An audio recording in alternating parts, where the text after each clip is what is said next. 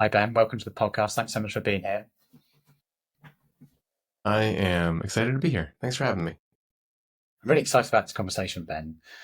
I'll start with you with a first question, which is, what is it to be fearless? What is it to be fearless? So I wrote the book Becoming Fearless, and a lot of the contrarians would be like, well, Ben, isn't to be afraid a good thing? Like if you see a tiger and you're like, oh, I should be afraid. I should run probably if I don't have any weapons here. It's dangerous. And I'm like, yeah, fear can be good. So, but what does it mean to become fearless? And really, it's to not allow an emotion to control you, to realize that that emotion is information, that information should then be used to make decisions, to then curate actions, ultimately leading you towards the life that you want. So, for example, if you need to hunt the tiger because it's attacking a village, well, then being afraid and running would be a bad thing. So you kind of take that information in and go, oh, there's a tiger. That's a good thing. I need to protect the tiger. How do I want to act now because the tiger's in front of me? So becoming fearless is just accepting that an emotion does not dictate your actions. Your goals, your values dictate your actions. And hopefully we can reinterpret what we perceive as fear as just another bit of information. So, what is it that people are getting stuck with then? Because I'm pretty aware. I speak to a lot of different people, whether it's on this podcast or personally, and a lot of people are stuck by fear. They're stuck by fear of the unknown, stuck by maybe I'm not good enough, or I have this dream, but it's too far out of my reach, or there's so much that's holding us back. What is that?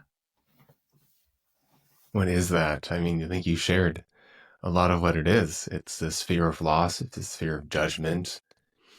I mean, generally, it's I'm going to be negatively impacted by doing this thing. The unknown is scarier than the known. And I don't have faith in myself to be okay. And that fear can hold us back in so many different areas of our life, as you've just shared. And a lot of the areas that I focus with in terms of my clients are mainly related to their professional success. So I can't speak up in a meeting because I'm going to look bad or my boss is going to be angry. I can't say no to that meeting that's at 7 o'clock at night to have dinner with my family because I'm going to potentially lose my job. So basically, fear, at least within the professional work environment, which kind of like niche it down to be a little bit more specific, is about loss, is about the fact that I'm going to not be okay. And it's interesting how it all generally comes down to like this belief in oneself. And generally that tends to be related to the belief of what I care about and what I'm working towards and who I am. Because it's very hard to believe in who you are without knowing who you are. And it's very hard to show up in your life in a way that is going to be positively impactful and proactive instead of reactive to fear if you don't know where you're going, you don't believe in yourself at the same time. So in your book, I know you lay out 65 strategies for you to combat that fearlessness in some respects. So therefore you can find a proactive way of moving forward. Do you Is some of this then some of the strategies to come back to and be really clear on what your values, what your beliefs are, to then be able to take you in a direction? What are some of those strategies? Well, there's the mindset component, which I think takes years to learn of trial, of curiosity, of exploration. I mean, in my own little origin story, I lost everything in terms of who I was. I had no idea what I cared about. I had no idea what I wanted to work towards. And I was not fearless. I was afraid of everything around me and I had no self confidence. And I made it just a point to say, oh, I've lost everything I care about. Well, do I have anything else left to lose? No. Okay. This is like the perfect place to build from, by the way. And that's why from, the ashes rise the phoenix. You see a lot of entrepreneurs come during really terrible times and in the economy and such, because people are like, well, I've already lost the thing. Now I should just go follow my dream. And I just went, at least those people know, I think in general, where they want to go. I had no idea. So I just spent 4 or 5 years exploring. And when you aren't afraid of losing something, the ability to try everything is really, really, it's really insightful, and it can build a lot of builds a lot of different experiences and builds a lot of trust in oneself. And when and now I'm now kind of focused on terms of like how to then explore life and build that level of resilience within yourself. And I've lost your question, so let's go back to what your question was. It was just what sort of strategies are you outlining in the book? I know you had Yeah, the 65 strategies, yeah, but but I was going to probably build on that based on what you're being to say, which was about your origin story. When you felt like you kind of lost yourself, like to talk, well, let's explore that moment for you. Where were you? What were you doing? Why did you feel that way? I'd love to know more about that. yeah. And then I promise we'll get to some of the strategies, Of because course. the mindsets that were developed from that origin story then built a lot of the actual techniques. Because I can sit here and walk you through strategies in terms of, yeah, when you want feedback from your manager, like lean it, talk this way and give them feedback, and then ask them to become your mentor in a way. Like there's different way, there's strategies, there's structures, there's templates, etc. But really, it doesn't matter if you can't actually encompass kind of the mindset and the belief of that it's okay to do that. So basically, I wanted to be a professional soccer player. And it's like, if you have been an athlete before and had professional pursuits, you'll know how much of an impact, how much over that overtakes your life. If you haven't been an athlete in the past, think about it as your entire life is dedicated to something. Maybe you've had an obsessive relationship in the past, and then it just disappears. And that's kind of what it was. I dedicated my entire life to something. I practiced 3 times a day. The only thing I watched on TV was like old cassette tapes, videotapes of soccer. I ate a certain way to perform better. I was a little obsessive over a goal, which is a lesson in itself. And when I lost that, I lost anything that I was actually aiming for. And in the process of working towards that sport, I also dedicated my time to it, not to other people. So I was actually pretty socially awkward. I didn't really have a lot of positive relationships. And now I didn't know what I was supposed to work towards. And so I was in a pretty dark place, and made the decision though, when I gave that up, said no to it, that I needed to then dedicate that energy to my own growth and development. Like, what do I want to accomplish? How do I become socially astute? How do I work on my interpersonal dynamic skills? How do I build confidence? Because I felt that confidence was actually the thing that held me back and made me not successful. And so you go on, at that time I went to a computer, I typed in to a search engine, how to be confident, and came across the field of personal development. And I had like some insight into it, because as I realized that my mind was holding me back in the sport, I learned about sports psychology and started trying to become more powerful, than my mind, and allow that then to control my body or to impact my body. And through that, I took all that energy from soccer and dedicated it to learning about life and what life meant, and how the lesson of find your purpose was the thing that steered me wrong, because I became obsessive. It didn't come with a rule book. And how anything that you can define as your purpose is not more important than who you are as a human, and how are you taking care of yourself. So I learned about how to be influential and persuasive, and I learned different social skills and how to form relationships and how to walk into a room and have the spotlight on you and to convince people to want to be attracted to you. I learned about what confidence really was and what it stemmed from. I learned about this concept of purpose. And over that time, about 4 or 5 years of just diving into everything I could find on those topics, I realized I had no direction. And despite believing in myself and exploring the world and tasting different flavors of jobs and people and relationships and feeling good in that regards, that I felt empty. And that's when I started exploring, well, how do you figure out what you want to do with your life? And so I dove into that aspect of personal development in the world. And lo and behold, through my own journey and my professional experiences and having toxic leaders around me, I realized that I didn't want anyone to experience what I experienced in the professional environment as well as the personal environment. And so I pivoted in that direction and built my career in this space. What story? Do you mind if I ask? You said so.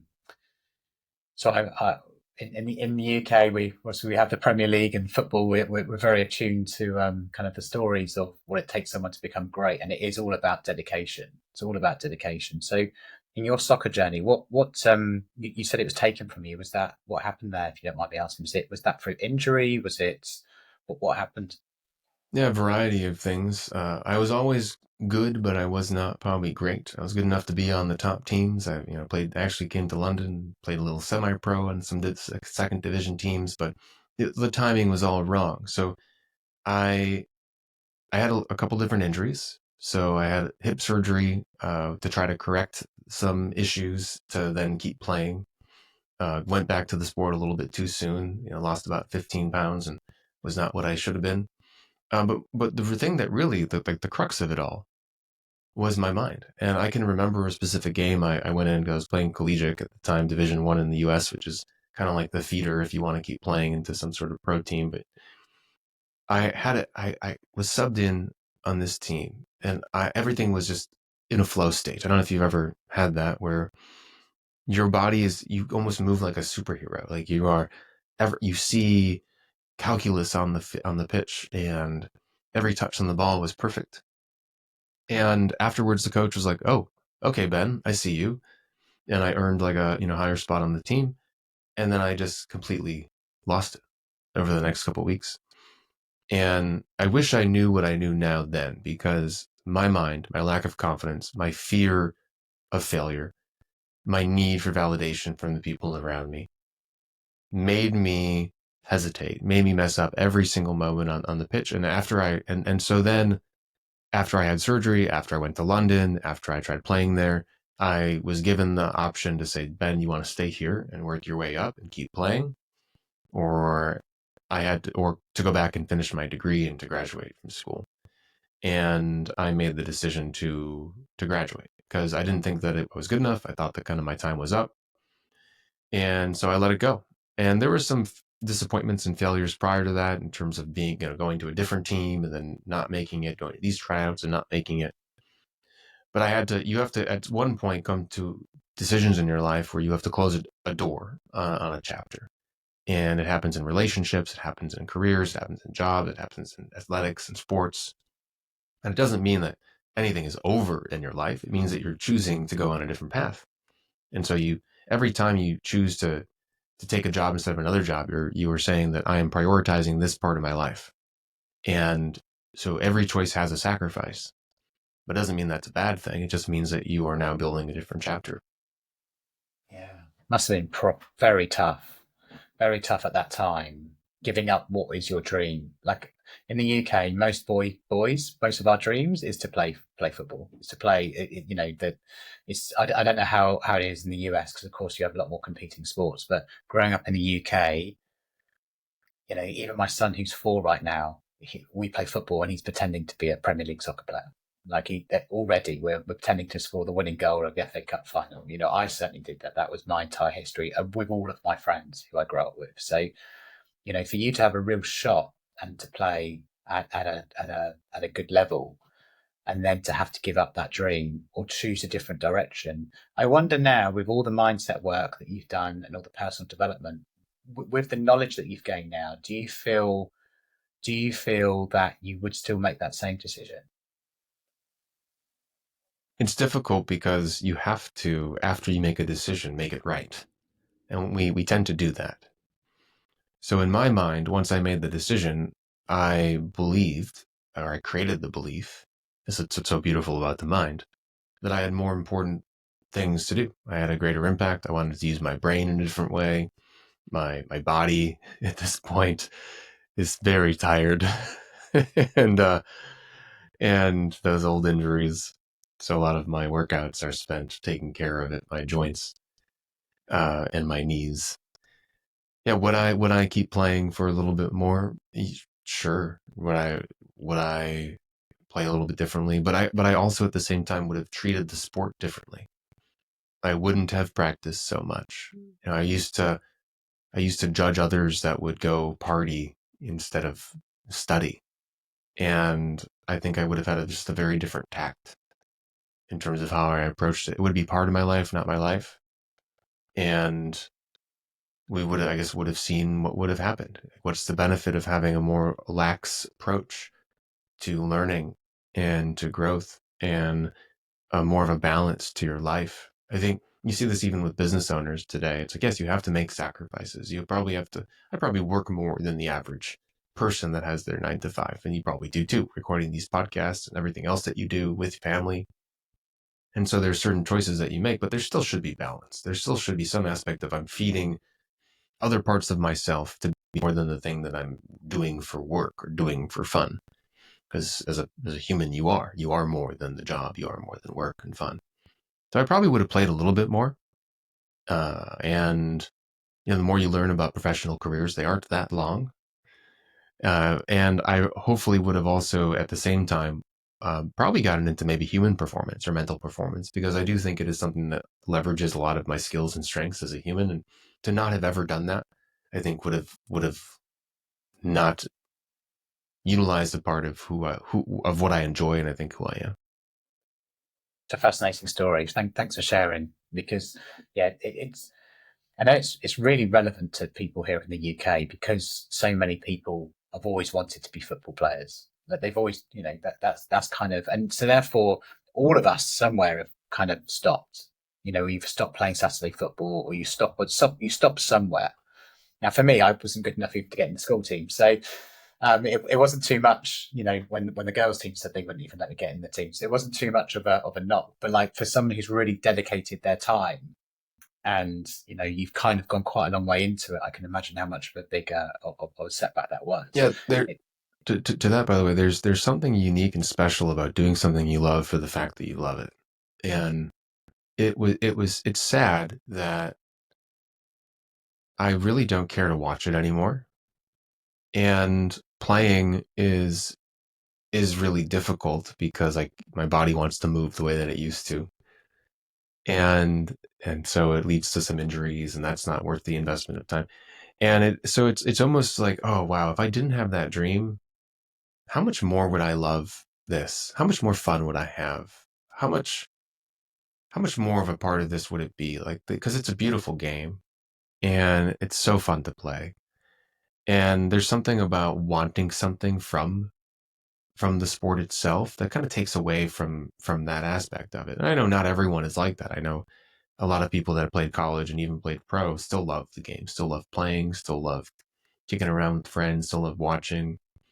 And so yeah, there's a little bit of I think a shadow to it now almost, which I just wish didn't exist because of that desire, which is some just like, so would I go back and keep wanting that dream, or would I actually say, oh, maybe don't invest as much to that dream so you can still enjoy the beauty of it? It's a tough one, isn't it? It's a really tough one. I know. I'm a huge fan of dance music, and then and the interesting thing was, I've been to lots of events all over the world. When I started DJing myself, because I thought, oh God, an obvious thing for me to do is be a DJ, because I love dance music so much. But as soon as I started DJing, and I had to start to learn the real technicalities of things, and learn how to beat match and how to do this and mixing key and all those sorts of things. Although I did learn it, I didn't enjoy it as much. My real love for music, really, as much I still love it, reduced. And I realized it's like, okay, there are some things which are supposed to be just for you to enjoy and supposed to just be fun. But on the times I've been out DJing, I'm like, I wish I was in the crowd.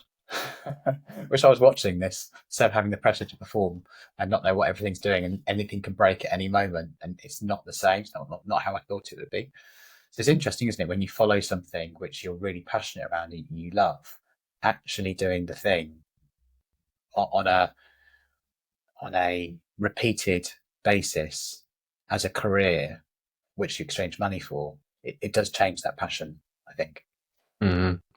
And it makes it even more important to focus on finding and defining the fun. Yeah, a lot of what we're talking about today is our real ability to actually impact how we perceive the situations around us. So if you're going into work, this is actually in becoming fearless, and you don't have as much job satisfaction as you used to have, or you're wanting your boss to give you something, or you're kind of 2 feet out the door, it's very difficult. Like, you're basically ensuring that you're not going to be happy. Like, if you go into a sport so focused on your performance, you're ensuring that you're not going to be happy. You're focusing on something external of yourself. This was my problem. Every touch, every pass, every moment I didn't play, uh, you're so focused externally when you have to actually instead focus on, well, where's the fun? How am I having fun? What am I proud of in terms of how I'm showing up? What skills am I specifically using? And so, like, if you go into DJing and you're just scared, or you're so focused on making that transition so smooth, instead of finding, just feeling proud of the fact that you're there, or looking at the smiling faces and everyone just kind of jumping up and down and finding the fun and jumping up and down yourself. I think so, these DJs, the reason why they're not standing up there and looking bored is because they probably realize that if they don't have fun, they can't do their job, right? Other than other people aren't having fun. So there's an aspect of just that we have to put ourselves into the mindsets for our own success that lead to our own success.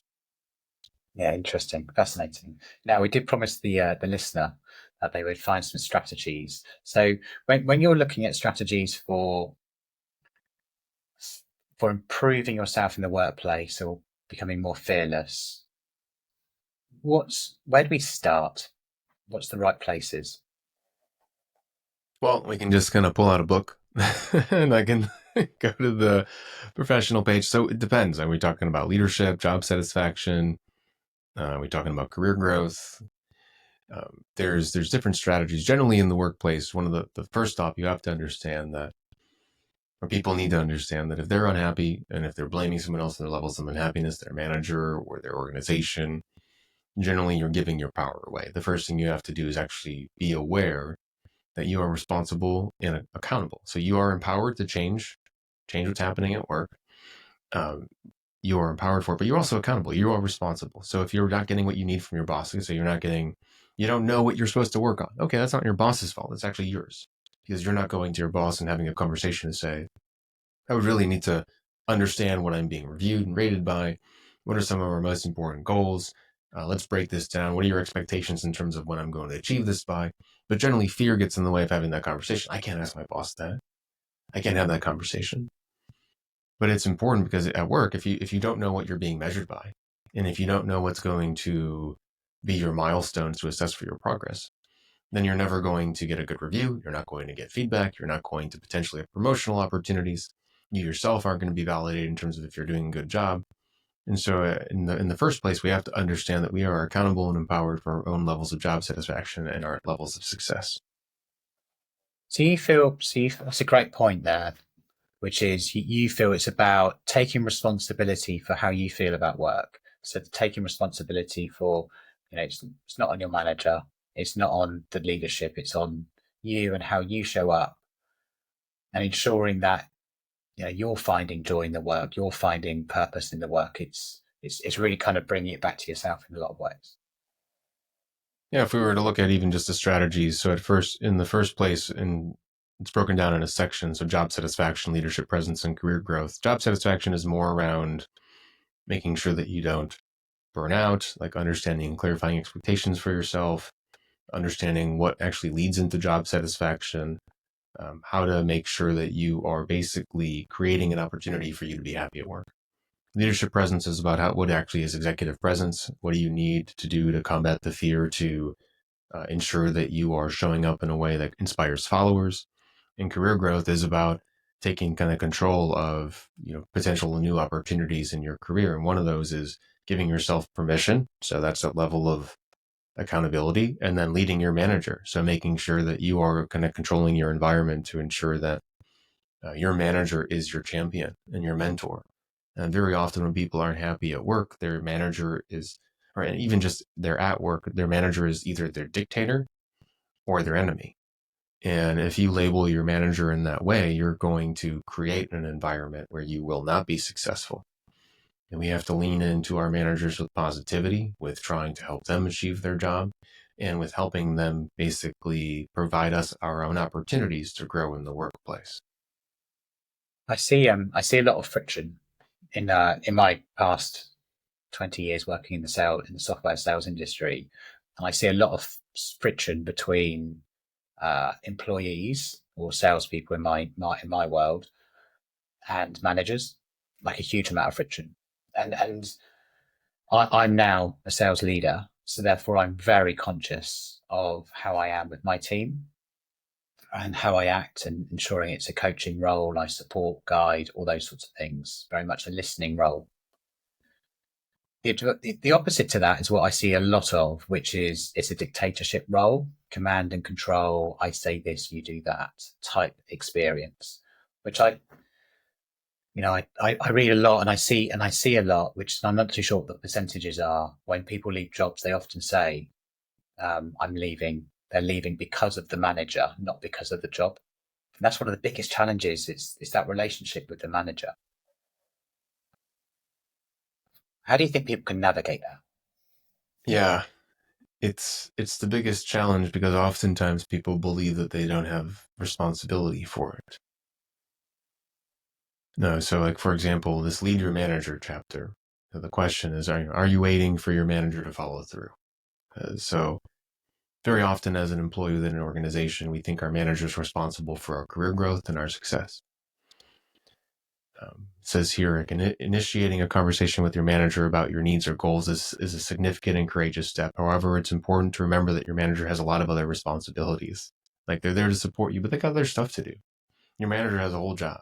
Maybe they have 10 of you, 15 of you, 20 of you that they have to actually manage and be responsible for. If you're sitting there waiting for your manager to do something for you, or expecting them to remember something that you need, and then being angry or disappointed that it doesn't happen, that's on you. It's actually not on the manager. You have to help your manager be accountable. You have to help your manager follow through. You have to guide your manager for your own success. So that is asking for feedback on a project. And when your manager says, I don't have any, that's actually responding back to say, okay, if I could have done this a little bit better, what would I have done? Or if I blew this out of the park, like what could I have done to make you go share that information, like with your manager? What would have gotten you really excited? Or if your manager gives you some critical feedback on a review, instead of being angry and disengaging and wanting to quit and looking for a new job, lean into them and say, great, like how could I have done better? What could I do next? Or what do you want me to accomplish this week? We're in a one-on-one, instead of just trying to get out of them, or instead of just giving progress updates, bring up your career goals 6 months to a year before you actually want them. So it is realizing that in order for your manager to be able to be a good leader for you, you have to be a good leader for your manager and for yourself. And so it's being proactive but polite. Now, applause. Yeah. Sorry, Simon. No, you can. You can. Basically, so like the strategy is hold your manager accountable. When you need something from your manager, it's up to you to make sure it happens. This means you need to follow up, be proactive yet polite. Keep a record of your conversations and regularly update your manager on progress during your one-on-ones. Most importantly, make it easy for your manager to help you by reminding them, even if it's multiple times, and not blaming them if they don't follow up. You need to take responsibility first to ensure that they do. And if we that's really what leading our career is not giving the power away to other people, and understanding that if something isn't working in the way that you want, it's just another problem for you to create a solution towards. Yeah, I love that advice. I love that advice. And the reason why is because if I think about the team that I am responsible for and lead, I there are certain individuals in the team who I know are on a real trajectory, and part of that is the way that they talk to me about their career and where they're going. And I know I'm a conduit as part of their career to coach them, to help them to get to the next level. But I'm really clear on where I sit with that. Not all people necessarily want the progression. Some people are very happy in their roles, and that's cool too. But I definitely have noticed a behaviour, certainly of a certain individual, who's excellent at telling me, giving me guidance on what's next. Because I have 7 people that report to me. I hate that word report. It doesn't feel right, but collaborate with me. So we work together to try and deliver a sales number.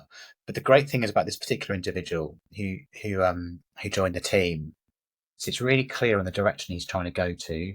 We work together on a regular basis, whether it's on deals or reviews, give me calls, guidance.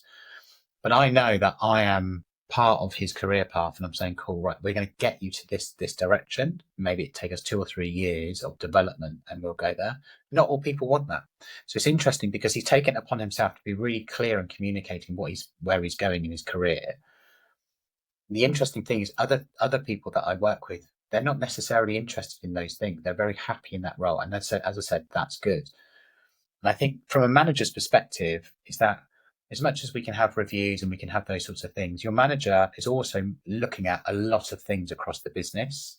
So, I've got 7, it's going to 9 potentially, a lot of people to report to, a lot of things to think about. And then there are also lots of organizational change. So your manager also, something I didn't appreciate before I became a manager was that they're not just thinking about me all the time. They're actually thinking about all these other things at the same time, plus something else that they're also doing that their manager's asking them for. So it's really important you take it upon yourself to be really clear on your direction and what you need, because then you can act accordingly. But if you're just hoping, and before I was in a managerial position, I kind of just expected, wrongly, by the way, because to your advice, that someone was going to almost pluck me out and then say, right, this is the coaching path we're going to go on. This is the career, like lay it out for me. It just doesn't work like that. Like managers don't have that time. So therefore, I love your advice, which is you've got to take it upon yourself to be more proactive with that career progression to get the progression that is that you're after. Mm-hmm. And managers have so much going on. Their dream is to just not have to worry about their employees' work. Just like they just want their employees to get to their goals, to try not to take advantage too much of the system, to not get too angry or have to manage conflict. They're there to kind of fix things when they break and to make sure that work gets done and goals achieved. Anything in between is like a manager going above and beyond. Like I actually think that leadership is a little bit different than that. But if you want your manager to do anything else for you, you got to make sure that you're doing your work. Preferably, you're actually making their job easier. So you might even be overachieving or over communicating. And then if you want something more than that, like for your own career, yeah, you need to bring that up. But so often too, we see people that want something more for their career, but aren't actually doing the other things. Like they're not making their manager's job easier. They're maybe causing conflict or not achieving their goals. And so I love that you shared that, you kind of have the perspective too, that your manager is doing so many other things for the organization that it's important for you to be more proactive. I think about this kind of as like, okay, so you have these kind of triangles. And let's say your manager's manager is this big triangle at the top, and then your manager is like a piece of that, like a triangle within that triangle. So your manager doesn't have the full purview or full altitude of their manager, but then you also are then under that triangle. And so you are within their kind of scope and realm, but there's like 7 or 8 people and then other work in there. So as you think about your role being so limited in regards to the entire organization, other managers and leaders, you start realizing that like the things you're working on are just have so minimal scoping in regards to like the big picture and the big thing.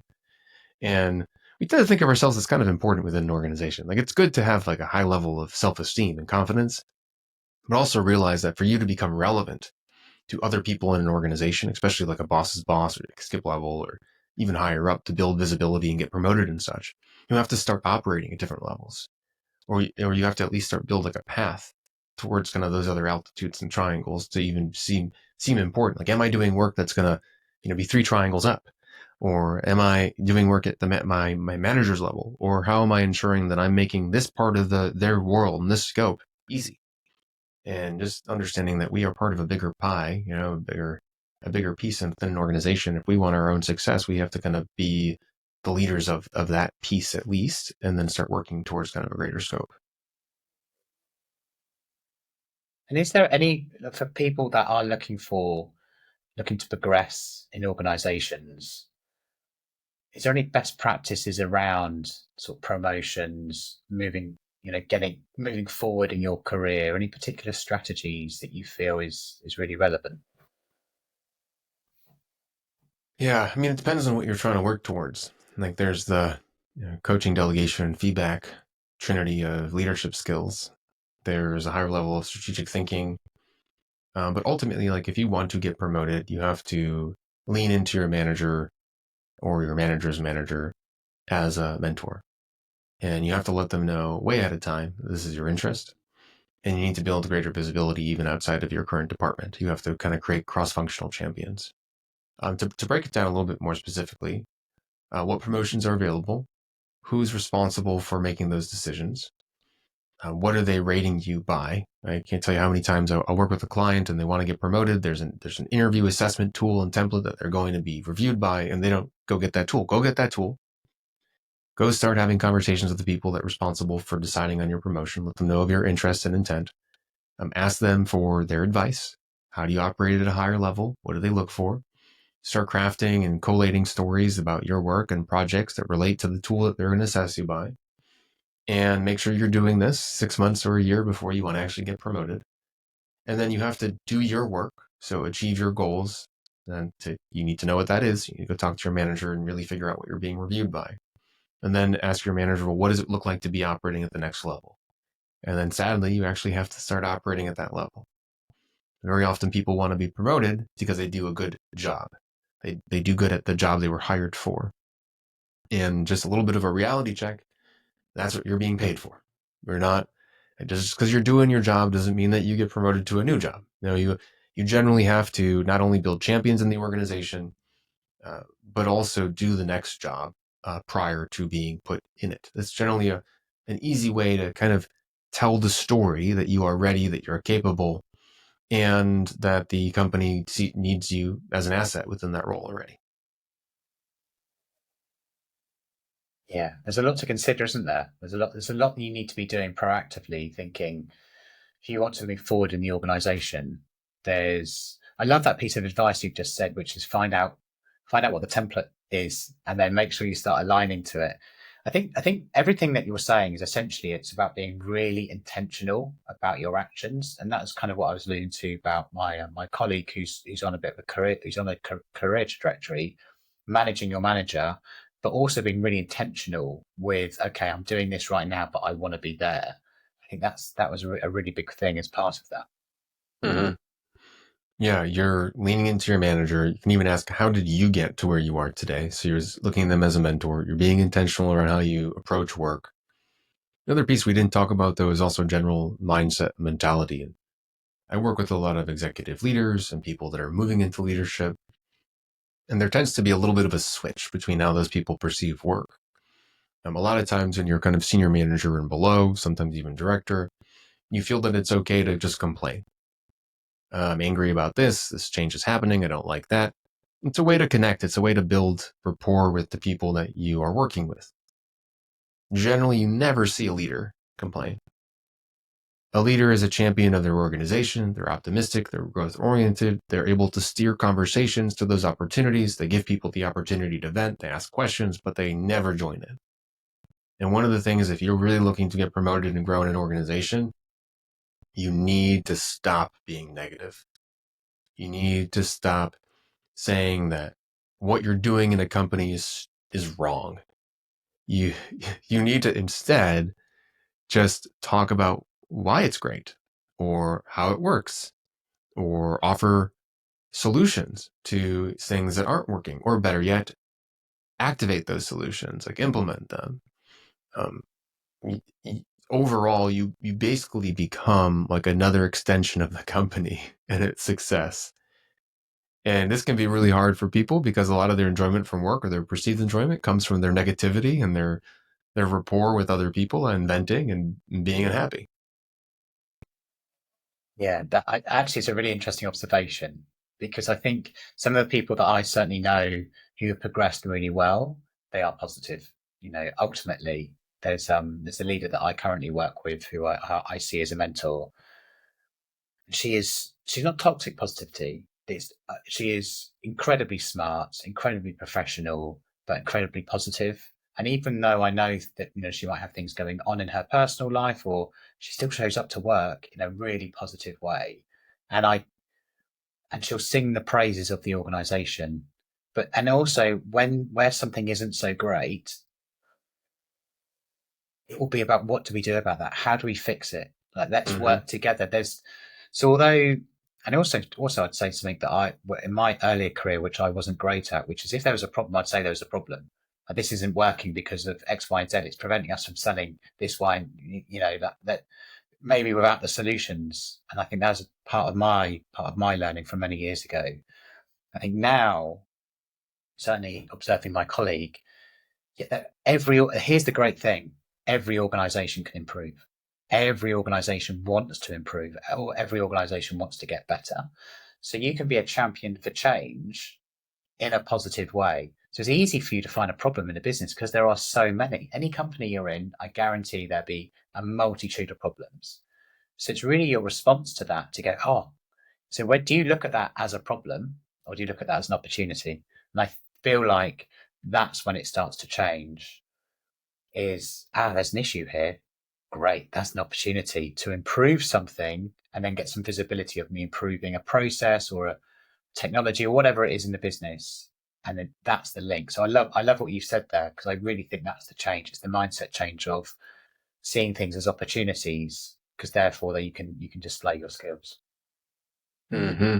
Yeah. You're actively choosing to be a champion of the organization, the company, and even yourself. You're actively choosing that when you go into work, you're there to take pride or be proud of how you show up, to give people the benefit of the doubt instead of look for conflict, seek conflict, to see everything as a potential opportunity for improvement and the solution and champion the company. And that is tough. That is tough. That is tough. Because, and I'm guilty of this, I'm working for somebody else. And at times it's difficult because you're like, I'm doing something I don't want to do. Or I'm working with a person that I don't really respect that doesn't really respect me. Or I'd rather be reading my book right now than be doing this silly assignment. Or this technology is so outdated, why can't we just get something new? Or our CEO is really rude to us and I don't respect him. Or her. Yeah. And we have all these negative thoughts that compete, right, with the ability to be positive, solution oriented, to be proud of our jobs, to work towards our future career and our growth. And it's supposed to be hard. It's not easy. Just like being in a long-term relationship isn't easy. Where where you have to compromise and you stay values focused and you have to manage conflict and you have to sometimes tell yourself to be happy, like and work towards the long run instead of the moment. So it is difficult, but it's also supposed to be because it's a job. The relationships point is really interesting, isn't it? So I'm in a very long-term relationship with my wife, been together for 12 years. And you know what? There are moments which are amazing and there are moments which are really tough. And they're not tough because of each other. It's because life is tough. We've got a brand new baby and therefore it's tough looking after a brand new baby, so it's tough no matter what. Like the long-term journey just with yourself is long enough. But I think then when you share it with a partner on a long term basis, yeah, great moments, bad moments. But ultimately, it's a wonderful thing to have someone to share the life with. Mm-hmm. And that's why, though, you try to choose your company and your job so that it is more than likely to make you happy or to be related to a career path, if we're so lucky, or if we're that intentional. It's why you need to be very, very focused on your own boundaries and health at work. And it's why you have to mediate conflict and give feedback and ask for feedback. It's why you have to prioritize your own career growth. It's why you don't want to just skate by at work, because if you just do that, then you're missing out on opportunities to create happiness. I sometimes conduct a workshop called the team model of managing to motivate, and it's related to the different components of job satisfaction. And the first component we need to be happy at work is trust. And the second component, though, is our environment. We need to have the resources and the tools and be in a environment that supports our needs. It isn't draining. And this was a big issue when people went remote because they didn't have the tools, or they lived in a shoebox of a house, or they didn't have good internet, or they didn't have a computer that worked very well. Or even in a work environment, this can be difficult if you have to go to an office. Maybe your commute's 2 hours. Maybe you're in a cubicle surrounded by other people that are talking all day. Maybe it's too cold. I mean, even like the little things. Maybe you don't have paper in the printer. It's all these little things that can drain you in your environment. It's just like not having the resources that you truly need, or being surrounded by people that also might be negative. And as you go into work, you have to look at everything to figure out like how you actually are going to be happy and how you're going to succeed, because your relationship probably is going to be under a lot more strain if you don't have any time alone, or if you don't have good food to eat, or um, if basically you aren't in an environment to help it be successful. And so you have to, when you're thinking about job satisfaction and why maybe you're not happy at work, look at the things that drain you. And that could be everything from the lighting in your office to the jerk that you have to work with each and every single day. It can be, or the fact that you don't have a stapler and you're asked to staple a bunch of documents together. So, I mean, it can be little things and it can be big things. It can be human and it can be tangible. Like that. I know in your book you talk a bit about purpose. I'm always interested in people's views and mindsets around purpose, because it feels like in your younger years, you would have probably said your purpose was to become a soccer player. Like that's your life. This is what I'm dedicating my life to. And that's my purpose. How's your mindset changed over the years towards purpose? As of course your life has changed over the years. Purpose. I mean, that can go a lot of different ways. But the main thing that I learned about purpose, and actually, this is how I started my business. I gave a TEDx talk on the worst advice I've ever been told in my life, which was find your purpose. And I don't see that as much anymore in the personal development world. I think it like had its moment and then it kind of poofed. And I'm happy about that, because it needs to come with an instruction book if you're gonna tell someone to find their purpose. It's heavy. It's a heavy ask for somebody. Yeah, I don't like it, and that's why I'm interested in it, because I have actually in my book I've written about purpose, um, but not in that way, as in not in find your purpose, but in a way which is around what do you love doing, what do you even like Yeah. doing, like what does your soul want you to do, and then and then redefining it in some respects. That's kind of how I look at it. Just what do you want to do on a daily basis? What do you like doing? So I have a couple entries. There are 4 strategies in the book that are related to purpose. And one of them is reconnect to what motivates you. Another one is embrace never doing enough. Then experience wonder wherever you are, and then create your purpose. And so the first one is to kind of like more so focus on like what you just shared, things that make you happy, what motivates you, gets you excited. Second one's around kind of this idea of like we think that we're supposed to achieve a purpose, but the actual purpose of a purpose is to be a never ending source of fulfillment, meaning, joy, job satisfaction, challenge, struggle. So it's supposed to never actually be completed, which is a completely different mindset when it comes to our values and things that are supposed to motivate us and our purpose. It's supposed to be there. It's never supposed to be enough. So you have to get used to that feeling. Experiencing wonder wherever you are is kind of exploring more than your purpose. Life is more than the thing that you work towards, the things that you enjoy. Life by itself is beautiful in so many different ways. And we can forget that. And then the last one, which is the most important, which is create your purpose, which was really this idea, and I shared it earlier, with that your purpose can't be greater than you because you actually are the one that created it. Your purpose didn't come from a higher power. It didn't come from outside of yourself. It came from within you. You decided that something was meaningful. So by default, that thing can never be more meaningful than you. And very often we sacrifice ourselves for the things that we think that we are here to do on this earth. But first we have to realize that we were here on this earth because we are here. The second, now we just decided that something was meaningful because we want to spend our time on it, because it brings us joy and fulfillment. It's never going to be enough, which hopefully for some people helps them realize that when their partner comes in for a hug and you're in a meeting for your purpose, that maybe you should get your partner that hug. When you are tired and exhausted and you maybe have more work to do, maybe take a nap, go to sleep. Those relationships that you're kind of sacrificing because you feel like you need to invest in something else with your time. Maybe at times that's okay, but overall those relationships are probably going to be more important to you. And there are so many studies that support this. I don't know, like the 9 Regrets, that book by that nurse and people she was a palliative care nurse, and basically listened to people's regrets as they passed away at the end of their life, and it was never to work. They never said, I wish I worked more. It was, I wish I spent more time with the people that I loved and I cared about. And oftentimes we take our purpose and relate it to work. Purpose can be more than work. It should be more than work.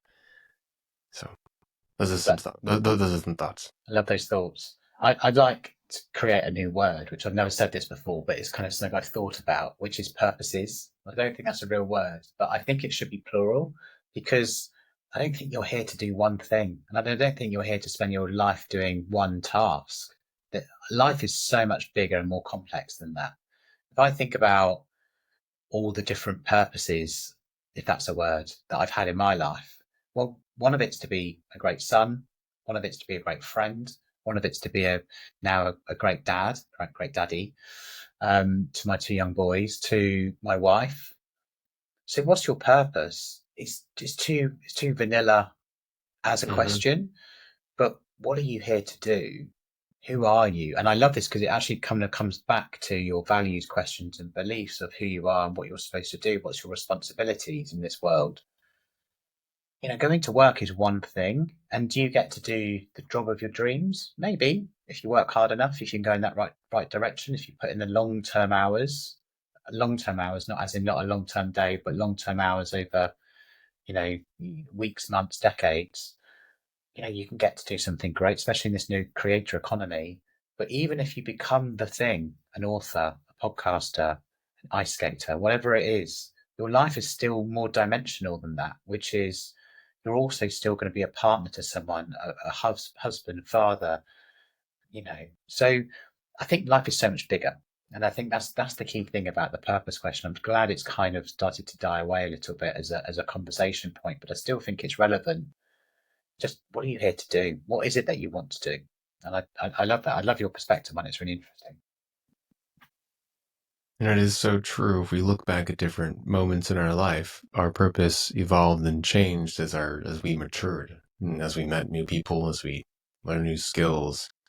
So how can we say that we're here to do something and only that thing, as we've been proven time and time again that things change? And it's just the idea that we have goals, but the goals are not really the important part. It's more so like the source of those goals. Like, why did you create them in the first place? Like the purpose. If my desire was to actually become a professional athlete, well, why? Like, what's the core of that? Was it for money? Was it for fame? Was it because I love to run? Was it the activity? Was it the strategy of the game? Was it the connection with the team? Like, what was it?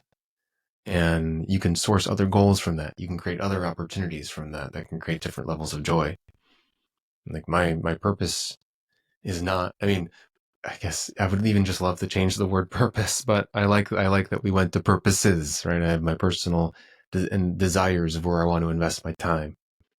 And hopefully people that are listening to this can actually hopefully take a little bit of pressure off themselves, give themselves some grace for the things that they're trying to achieve in their life, because those may change. Yeah, I love that last point you just made about taking the pressure off yourself because when you think about what's your purpose, it's too big. It's too big as I'm here for this one divine thing that I need to achieve in my lifetime. It's not that. It's definitely not that. It's the many things that you will achieve and who you will be over your entire lifetime. Then one day I Mm-hmm. might be a granddad, and I'm like, I want to be the best granddad. I'm already thinking about having grandchildren, and I want to be the fittest granddad they've ever known.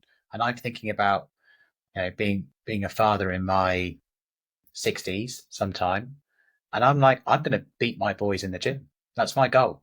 So like that and that solves multiple purposes, right? It means I get to be around for my wife, get to be around for my children, means I'll probably show up better in their life in the future. So what's my purpose there? That's got nothing in any way related to what I do at work or what my career profession is, and that also will change over the decades as well. So I just think we're here, and it's so much more dimensional than just one purpose. So I think it's great that you were kind of expanding the conversation. Hmm. What's next for you in the book? What direction are you taking it? And you've had some amazing feedback and accolades and some awards from the book already. So what do you think's next for it? Well, when I sum up my really like my big belief I wouldn't say my purpose. My big belief is that I really want people to live for themselves, which is the name of the overarching business. And to do that, you have to be fearless. You have to believe that who you want to be and how you want to show up in the world is okay. And so I just hope to get the book to more people, to help them maybe conquer some of the fears and limiting beliefs that are holding themselves back. Because I truly believe that a world where people are not concerned to fail, they're not worried about judgment from saying hi to someone they want to say hi to. They're not afraid to get a rejection email for applying to a job. Like, these things sound really small, but they really hold people back from exploring what they truly want to explore. And think about the business that could be created, like the work that could be created, the relationships that could be created, the ideas that would be shared. And I'm not saying in like a negative way, like live for yourself against people. No, like live for yourself in a positive way for yourself to not be held back from your own fears. So I just hope the book gets to more people and it gets to more hands. And for that, if you do have a book, if you do buy it, please leave a review. If you do leave a review, send me a message and I'm happy to have a chat to or provide some sort of free gift, because it really does help promote to other people that they should try to become fearless. Because a lot of people don't even start the journey because they're afraid, which is kind of funny. It's like, I won't become fearless because I'm afraid to try and become fearless. But if we start small, and we can eventually start to redefine what fear is to us and realize there's nothing to be afraid of. I love that. I've really loved our conversation today, Ben. Thank you so much for your time. If people want to reach out, get in contact, learn more about the book, what's the best way of being in contact with you? Yeah, well, first go to liveforyourselfconsulting.com. It's liveforyourselfconsulting.com. You'll find everything there, my podcast, link to the book, more about coaching and consulting services. And then if you want more of like a social media presence, go to LinkedIn, Dr. Benjamin Ritter. Connect with me there, send me a note, send me a message. And we'd love to hear from you. Amazing. Well, thank you so much for your time today. It's been really empowering, interesting conversation. I've really loved it. So thanks for your time. I appreciate your time, Simon.